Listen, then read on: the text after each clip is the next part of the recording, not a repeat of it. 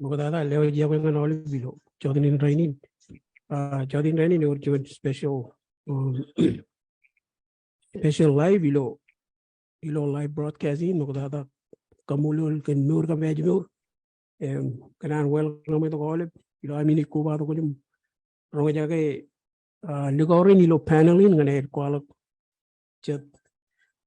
Kacir ka kuala tagin mer waling ta kagi ilo katabaragi na Junian ligaw rin everything Mino Bolkeim ka ligaw medyo terang Junian jagan ilo ayun kwajalein Junios Malolo moda janani kun malo tam chino interviewin yakanan kadal late pulo nengan hawlep army romer waling ta ilo live broadcasting elaptada army romer rich Neither Armijin Drugajale, a wood, a Rome Ragarigum Rutolo Kojale.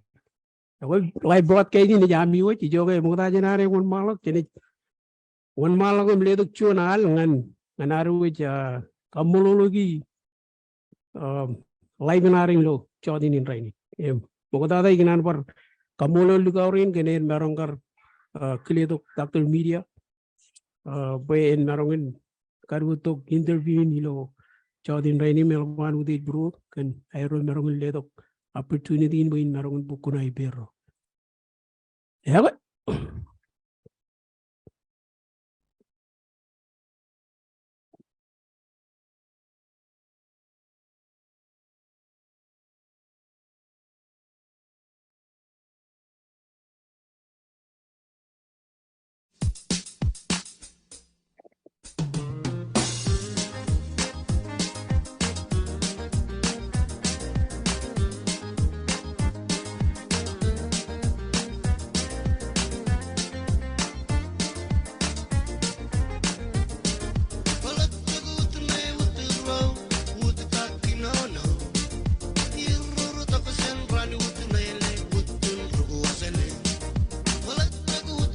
Leo Jun, Yago Banda and all Barbie Quajalein.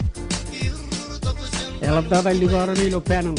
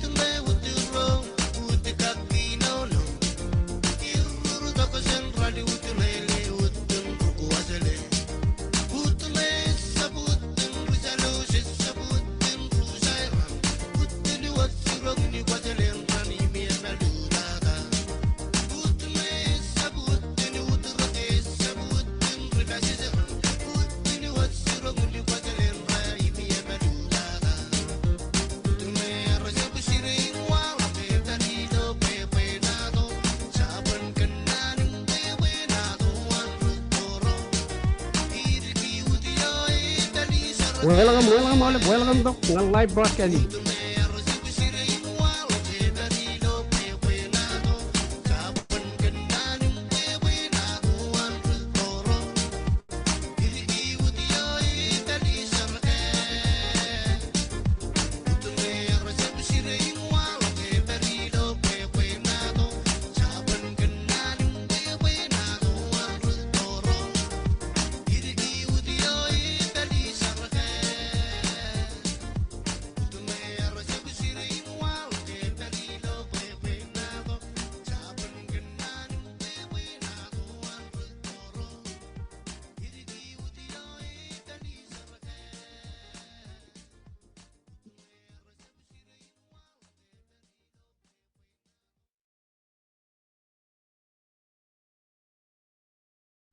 Llegó en el tema que es una amiga ronga ya que de hecho Malolo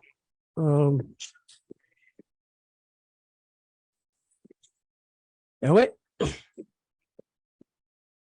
Jaman buat berjuni itu kagak jenis kiran mau kata kamu lo liro juga meur ka beji meur luar narong tabar ini eno takar palo minit ko recce Malolo kinan begini ini kamu lo Mino ka brother in Junios Malolo ron marongin leto couple tu din ngan marongin penado biro ngan takat tabarginan ligawin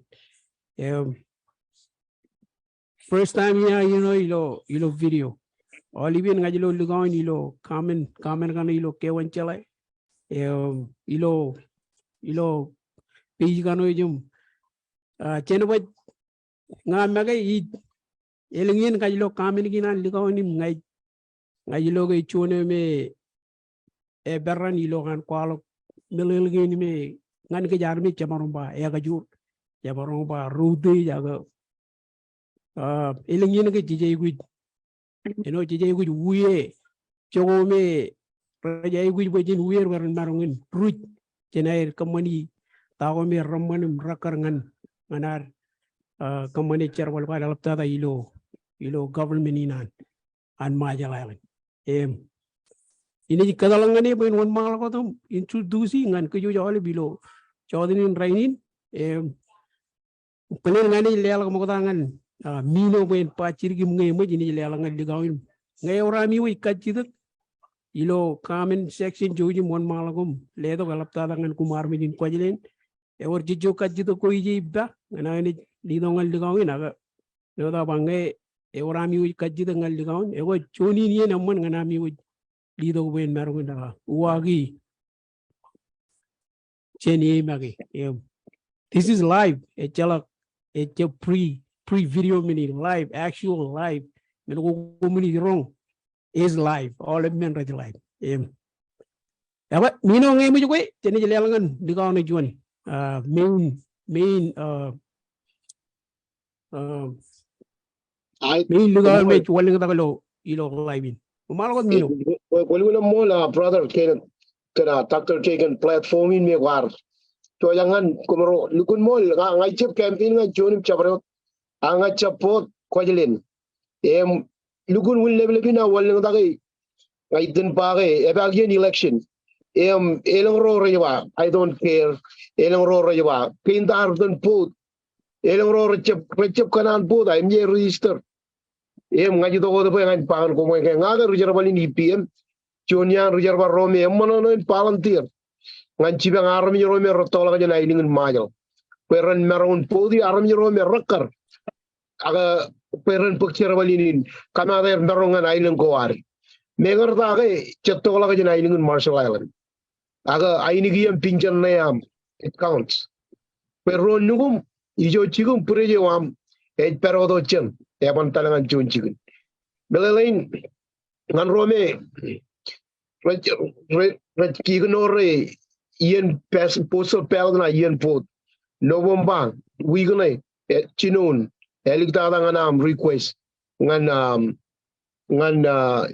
postal pelna kilenam kapugam form request ko yuwangan www.rmi.election.com em che dam ko ni nga dimen nga chui jio ko la ga re na kia ko ri ko ye chuan kia rani respond wa yum chiling nu watch form wam kia ko ni kan ne no the right chiling dok we ranch kia chiling dok pi ba in pu de wam ko request form ilo at aramaelection.com ba kamolo le we brother na je na ilgun ko jelen nga ngar gun ko jelen ya ringum rutolak ko jelen ya chul mi jen ya lo ka de ya aj tu do lo umur inga yar korelo che do kana woni che power pirga ko ligum yar ya ko jelen is my home sweet home your name yar childhood komol par jonalen brother Dr. Kagan ledo chiri yeno we jen chi ka jing pushi issue ne we ko yo jen po we ba yen po de gi okay you were around my election request form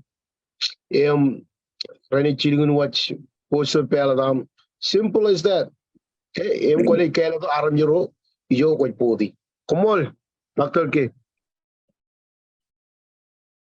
Jaja wa mani tamake manami garunga jaga melele ko jin Mino parang kamolul Mino we chune me chipang ko jo jarmit mga orami we kajid ki chen podum mero me gumiche melele gage wa Mino chun liga me kolak per durun kulun feel welcome ngana chipang ilo chabrot ay gujo me ko ne ay guji ngan charbal ngina ni ki chen pod ewe chaman par chuni nai to ka chen jile alangan brotherin Junios Malolo Marok introduce Chirik ngan kejo jawab eligina ne introduce kajene one malon kamane kachidak na bachuan no daba ebala platform ne ngan all program le to kachidak galapta army jin kwajalen me ko chun army jin kwajalen ewa live broadcast ne jami we brother one malon to kwala kachem introduce you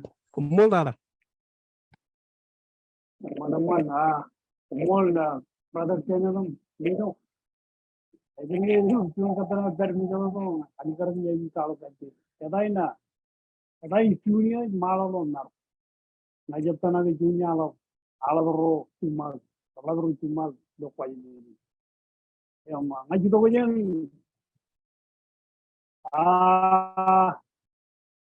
Junios alabran army kwajalein. Jaga jigu bertoro cuma Chinen kena dalam itu. Jaga jigu ko kwajalein urut burle ruat puror mene kan cungul matan do kwajalein. Ngajab ngai uriku tak naruh di kwajalein. Itu family ini pun kena kemana? And ring kalau kacir, harus ring kalau kacir. Ya aku kamu jawab, sama. Kalau ada ruat harus di kwajalein ruat itu kau nanti. Jaja we mani tamake manami we ronga jaga ewe eno kalmuri gichen live broadcasting e pan pokchon yene wa idok enne jichot ka chidgo ne chalak ka chidgo jen rana ilo kamen naga dan ilo live gin ewe jeni one malago dom chep ka chen we chuan live me lugun to ka chidgo nam pa chuan ngan ligawin e chibar chianan senator ilo kwajalein Junios Malolo Marok kajitu kena pacuan Komaron ledu Junian cibar-barin kata barkanayam ngan army jin ailung yo Junian cibar kata barkaya. Junios cibar Junian siago andrugoilo ngan army kwajalein. Cibar kata barkaya. Kamu malu jadi jarbala karen rumah aja. Loru jago wo puyan rumah aja.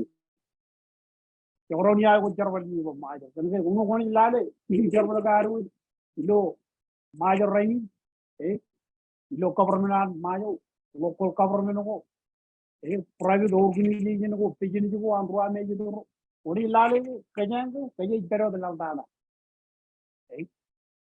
Rayo kaya udah ledo nantinya cheap labor, cheap labor. One enemy eri kata nanti ang wani lalo kajem yugo jugiri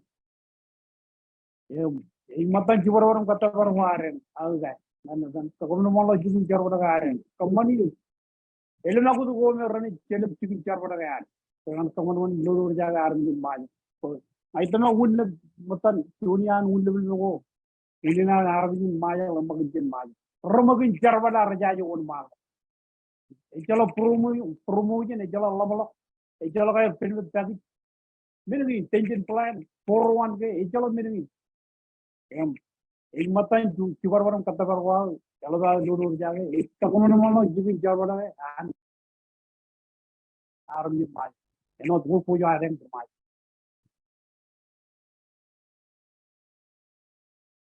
Warar. Lay jalan yang man. Ledo kuakan brother. Ewe. Workforce is matan menome Japan kaji tegani page ilugun mojano ilo maya. Ilo checking gij perje. Umay jalagan minimum wage kana gaji pugilo checking cara balagar. Ewe Jabarudian co-worker arrange batala choko kujito kujinile. Umit pekencete. Ewe ngaili tadai elita nagar chala majal kejagat jinugan chondala lemengul.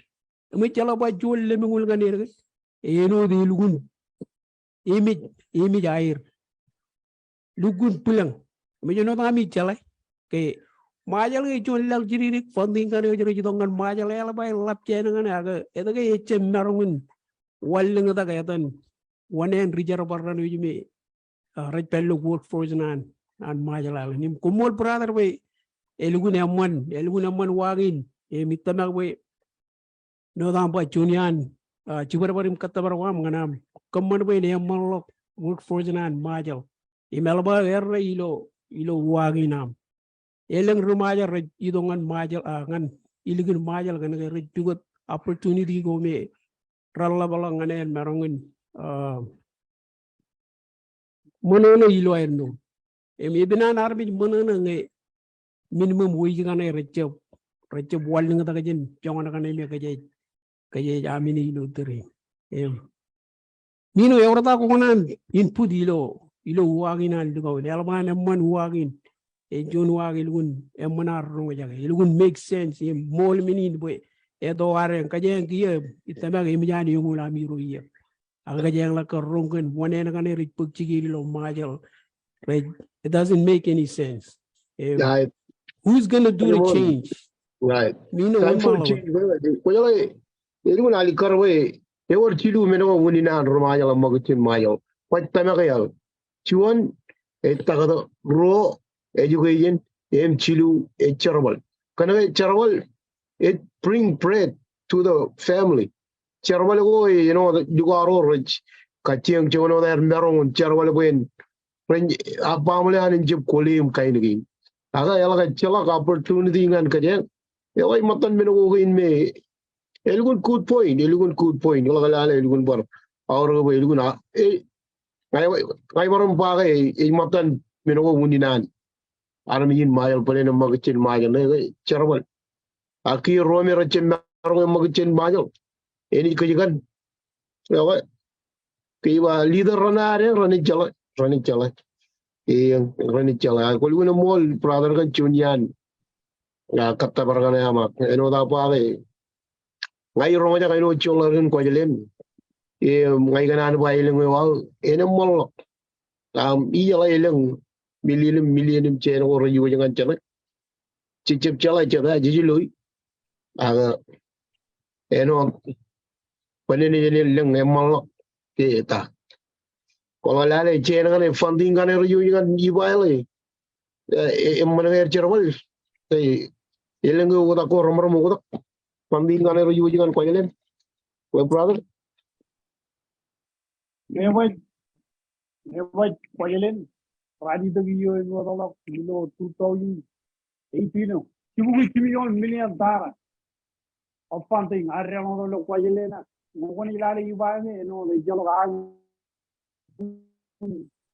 million Correr como tibi tere sino malo ati ya ikene oli ya matan meno win kay wi jadro yi ten tiyo ngare labe ribino ru problem ni ngoni lale ibai raini yin play jene de ke pujaran walum la one all of kai a one and rijar wala armin majal e bari stay e poli majin wala jongoli jin ti ni gante na armin chorba yen ko ruma do irene right bello par ngai jitongan one and rijar e dalum ruwa majal raini rijongan majal no rigiliti ni ru ko ta ko jaram na ji hu ka te ko jen ka te ai yuan family e matan ni ni kai wi ado rigilo nodi jala na in common elema gud ne ai wi wo jen common Ai li mano ngane melele. Guru ba jari na dangal ko melele ko ne tan chane tan na ren namo jen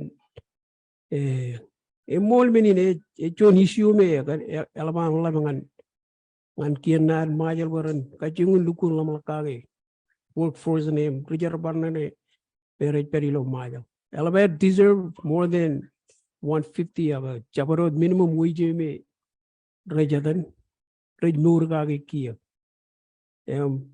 man ngai army raj manana jene rini badam chei me ngai jene jala kajaraman army jero ilo wa wine me rani manana laleo ene manana kan army jero ye rabar manana alaman man chonian no dan ligon ba chonian de changni dongan charbal ko jet agai chonian charbal ko me ne kachungin charbal ilo etrinan leo jo special yago ngan Mac Daniel joba yago ole belapta da armijin kwajalein man yago mo lewa yago ngan armijin kwajalein no da ba gai ligorin kumilo ilo panelin de ligo kwajalein rar walling da beren kwala idea gi ne rek katta bargai ne ngan kumi wa armijin kwajalein yago ba janga armijin anno me no ta ko jaga raini nan armijin kwajalein Kennedy entry jo ayat mo lelaban yamman ngai ni lang ko takkiya onen ko yilo chicken charabal jimwe ko mai lun mel ko juji per jigin ngai chep la bonen chicken charabal ginar living just live paycheck to paycheck che manana ngai ko mon brother lelaban yamman Ai wala bar won jona ka tidak ngai man. Yamman on malgot mino Ngai jola pura kola brother kola lale ibiro ge resources ga ngan kwajalein igi chigun chibang ijel lagun America ile ngai bon kola lale ibiro ga anu ngan kwajalein ngai ba tala jeni ba tala example je which ya kaka man man kiwor ga na America ni mine ile ngai so in chibang igi chen funding komorong komorong loy karangan melala gan duri tibe areng armin kwajalein ibi chen subsidy ju pumping ga no re ma kwajalein karangan melala ga riwa ti tiruru charwani be national government ne are right play national government ne are ba yerne re yolu kaingen tenai repulsive lo ba ai ban lu kwala ku wa ku yo ija ji tallo government ai ti do ya kana chala tanta aminori nar ban ko ay dalam tian ri rewa do ko ni no da ba chu chu million meno are rewa do lo kwajalein igi infrastructure ngola million kiwalo ligni ba million kiwalo yarmi ba ngora dum point ro million runner kagaile water chure areng minigi ruki bukti aga mjele to funding ngan wa ka jidna problem mino Polen ngani ligru lo nudo boy ji talukki majami ji biaje wat kono man komol wow chibugui billion late man nagar rekli me mine ba damn ayam man dale mak kajidang ni pina Kennedy ba we na me jala bala konen rijarabal ta kane rajayu gi pok chigir po en merong la bala konen rijarabal ayam man on malgot brother de to gua ai tanaka kajang ejolgaran control diten ejolgaran control especially Kianare. Chalagare control is inflation. For one ilala Muikanare, Regitovian living, Regito, maturity Muikanare, Regitovian Amere. Inflation is Japan control. A meno general company, Kataloga put tooling and Lalagan Rajaraman, Yellow and Amere. Eh? Emolamic company, Ejaga Elenaguda, Kian woman in Chigan. You know, this is minimum wage and a color in John. The Rajapanan impose price control and national local government. What we at least color one and the other one. And John and the runner support the family. What about regular inflation in the Labala one and Rijar? I don't know Jalgara and Narundo and Oba, Jalgara and Narundo inflation for whatever maturity we can arrange no margin, Kayaj in Pudi don't mind. It's a bar. You don't get America, love Jalgara control inflation for anybody level of one end. American company, Aja Elena Kakin. Control at the let the one end no price control, major color one end minimum. Kennedy, a Monaco picture Kennedy, a Monaco Wagner Park. A little conversation with Chang and clear. Well, listen, Cherlin, about brother Junios Malolo Marok, Ella one Katabar Naham, I ne Elabala one entry Jerabal, Jenny Borg Chebala, watching kwajalein. Tamaka Manam Rojaga Melilin. Kumuja ngayala bala one and a chip quajalino that for island canajerino, major room jacano, ngayala bala one and Rijarawan. I dema olive romi rachibar to Jagin, Ranivar, Rolo Young and Jagani. Brother Kenneth Merpajik, Vijan, man walk Tajuna. Emman, Malawa. You're Jalan and Nada, Jubilan family and Rajaram. A Jubilan working class family. From a blue car family. Family and a rich bagair no in a Tony Bayer, Menogar with Jarway. I give away to family on me, Rajarama. A Wunina at the river, Leno, my low problem are and you can cover me in Aram. Taking like the army, I take care of the army and the region family, Rajarama. Roll up fully kill, Raja fully don't kill on me. Any element of Kiju yard, I Robu you to kill on me, a man of the money. I remember the Kajuni, Peter Lamba, and what Kayano is commanded in picture of the minimum.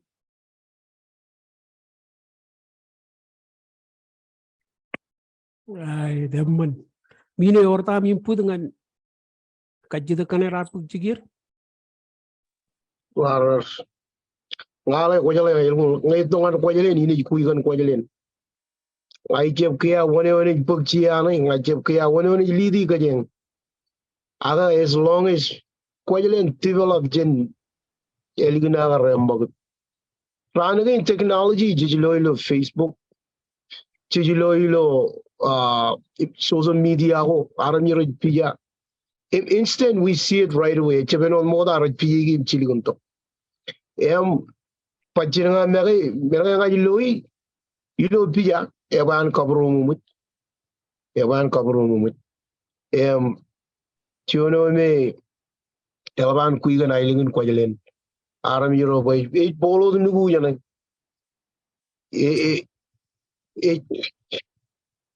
that's my route, and I want my route to be like shine in piroro magdu changago in piroro. I just want it to be better than what we see today. Mino Rigananba. I know John Largun Kwajalein.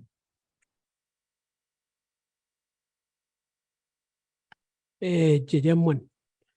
Away, never enough Tamagagi. And all the way Talamaka, Japawi, Minaga. And who you are, and Molong again, Kajera all funding on an army. Yelagan wing and project on a minute. Mino any mono army. With Tamagagi army, you look out like a minute. If you are waging money on project on a minute, M1, purpose an meuri no ba jen meuri lo monana imami ni meno ko roman mo ko da jinan jago jin meuri mo ngi mena gi rabaron pug jigiri benar mi ay da magal gunne way meuru la la wan mayo e o wilbur roji ba nge kwajalein ni file tax return I'll be home or gamiro you put you get tax benagane kwajalein ni ga kala tax de menan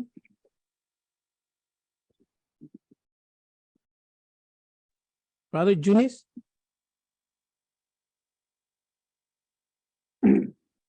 Bikin kalau tak, bukan ilalah bicara paling kwajalein.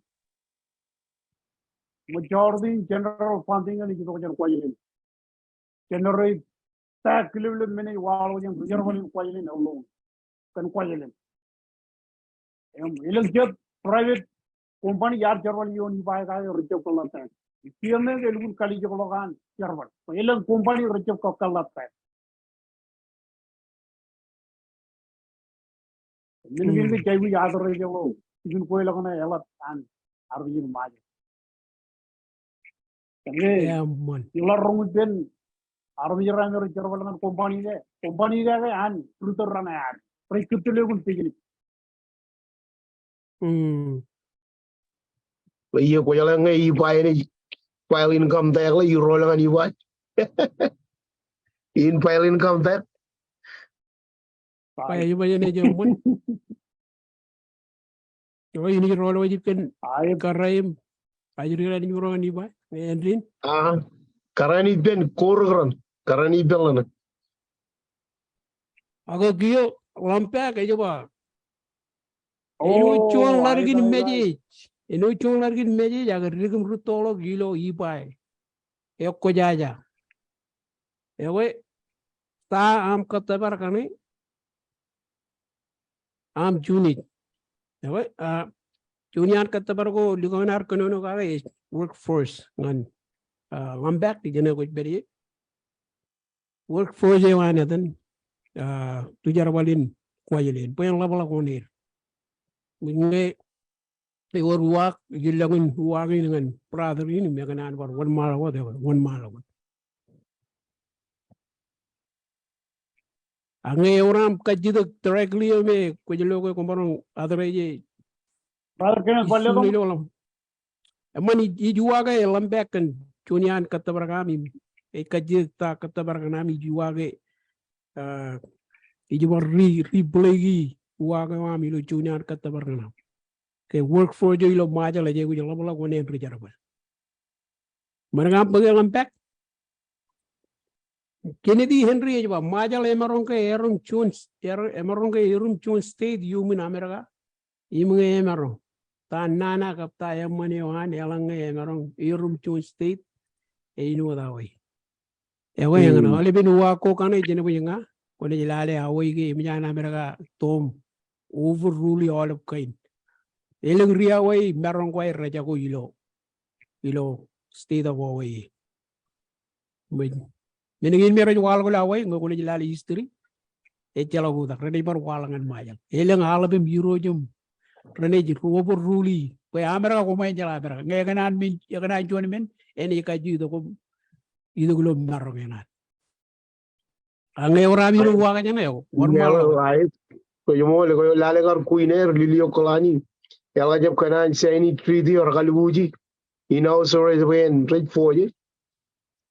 You know, you are maybe in Ireland, you let's keep Marshall Island, be Marshall Island. No need to come state. You know, your own June state. I want to go resources in Chibango. Where you like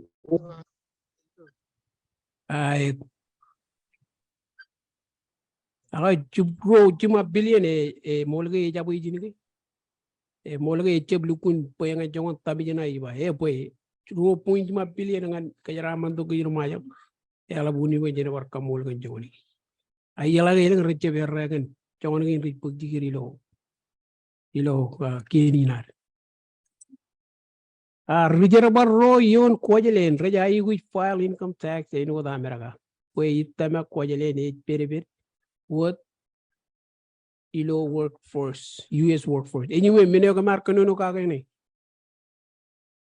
kumni la lale chiru kadan kwajalein ka bibaya ka kumilale wa winer kalai ribai che fair no der kalai ka cara padi lo kwajalein meno itama kadan workforce in miliga kono no kaga poi kachung ledo one no go ren fair ngan army jin che kwajalein no da ibai ko bai no leben army jarane oi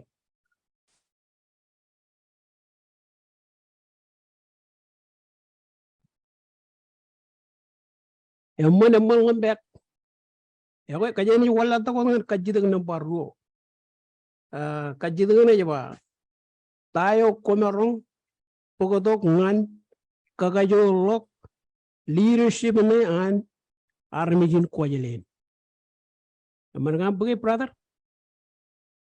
man kajit kana ali meno yuba dire che are arbi kwajina bu land charwali dendro por kukare e ngoni lalo dire che are ende eni kajoro logo jin chongoni no charwali dendro e meno ngai lowe ani podo ani kajung poi jarbo campaign na ave ai gito I cannot follow transparency accountability. Ogata kay gito ko jen mall ni kalo ko jen mall ngan ro eh mi ganan ko leadership eni kayur ni kemu charwali tendro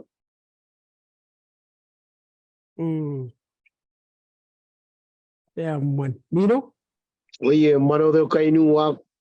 Oye, molo, kain chica ne kagimi mi gaino da gujin gar charwallo.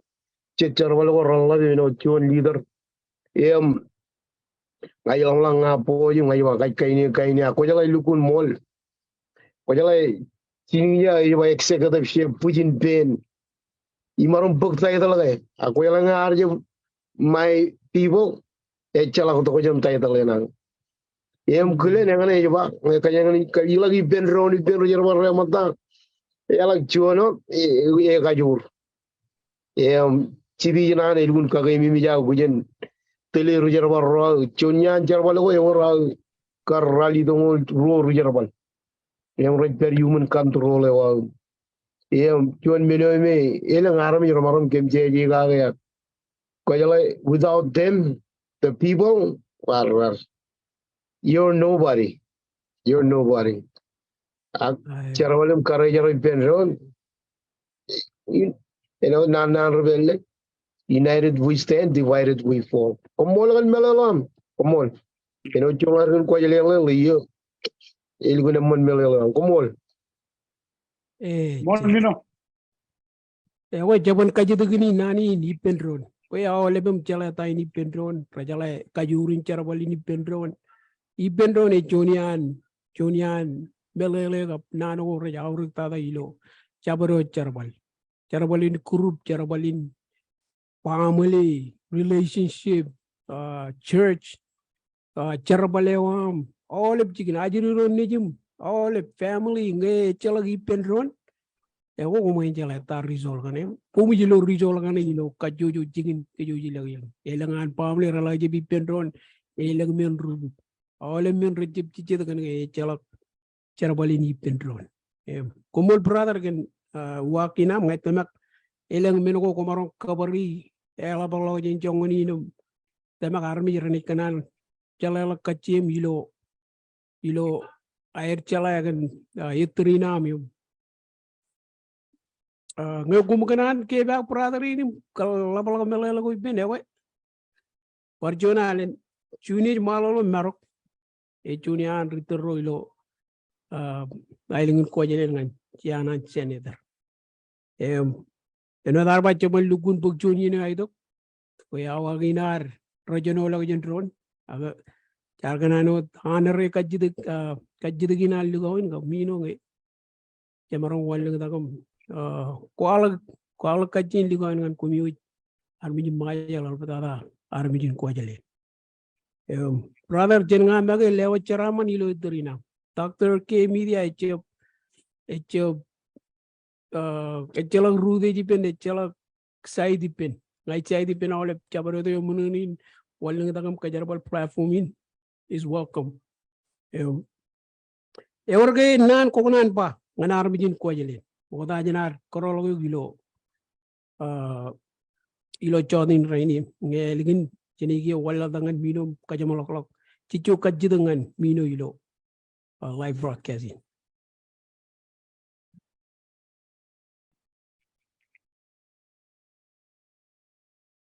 Mon kumol brother Kenneth jogo men ela bijanan kenan ya. Jinano da to reji aram ji kwajalein. Rubodun kwajalein ro enan ko rubodun kwajalein ro be. Umunjin nalolo ta hulle bele binan gar ko wayangan andra gagan. Yenen kumitten jojagan kaji bodagan kumal lamana eto kumar mubu wayangan andra gagan. Yang kumal lamana kan kemiji ngata. Ko army rame ro puji tiene aren. Echa army rayo ni kumar ko yen mali ni ga. Kuman yenen kumit kaji puji ngana joju tini nani. In common chu kaila to roju kaila to me ami kemi. I ni kele keju jan. When Unina Nauru in Germany. More brother Kenadum, Mino Gananuro, inviting Dongan, Nigadona Euro. Kumol all army or Alu. My brother, Devajan, Yao family war ruyan. All the way. Choni, Yen Alabilo, when you lose a chicken blighting. Paul game family reunion in Portuguese, Junian Lavaro, Rainy, Alabio General, Alvang Manana, Portuguese, is the sole survivor. Matan Rome, Arubian, Punin, and Island and Quadalin. In a Mechibe, Oliver Lamaro Jagan. Imechibe wrote, Elaptana Lavio Jena, Colun Chela Lavio Jena, Commanding Island in Quadalin. I abandon back where the action one speak for itself. Yangane raining, Unina Kuigan Island in Quadalin, a chairman of our company, a teen work, Lablak Chill. Comol Ganam Kuigan Island, another Canada, Chichibli side. Agayo many Malone in common with I'm with you. Aram you many common change, Kalabalak, common malak, Chubun Pereo, Alaptang and Island Quadalin. I need 2,000 Lugun, Chaboro the way. You only Malone Chibang Aram in Quadalin. Comol brother Kenneth, Kanam, Kabalak Chirian, and Ruajalin, Anamoje platform in Am. Comol. Emana yalabala miro emol kana miro merong kilido charwalagin bejin kokona irilo ilo etrinam brother parjonane lewa charamano brother ilo kada perinam awale bar miro mi rich barak chiagi ilo kojle kubala gar miro ilo republic inan majalalen ailong godum ji aidama yor guni nami ujetter kumi yedder kene yor idea kum kanan wami bukumun kaman one mala gilo kajuju island kalau tada kabriminan majal island meningin ciba recep awal meningin ciba mol meningin keju jar rigum rutol gilo majal cecala tagin me majal pugcigen raini nikale kumi melele kan tagin me rec pugcigir inge kum kanan bo ne mala kaileng Uduna maur kabis kong ekaw ngan kaman ugda gilo iro election in. Eko yaman mat kajiri jinji kumol brother. Good luck, brother. Good luck. Good luck to you. Good luck. Yaman good luck na oli bimi. Eko yaman kumol brother yeno do kunan exit live in amod baby nguna pero jene amod baby aga ngewer kajitu gilo chagane jet pogna pachete na brother Waj pog chino no pa chino karangan tutrena na no pog number 6 right on